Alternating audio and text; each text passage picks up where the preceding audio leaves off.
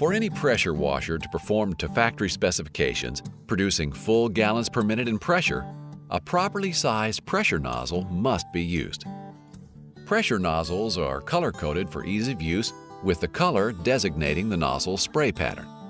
Red, or 0 degree, is a concentrated pencil-thin stream.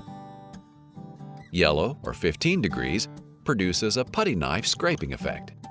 Green, or 25 degrees, creates flushing or sweeping effect.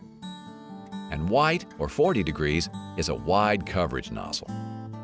Each pressure nozzle's orifice is drilled to the specific gallons per minute and pressure designated. Standard nozzle sizes range from number 2 to number 60, covering a range of 0.71 to 61 gallons per minute and 500 to 5,000 psi.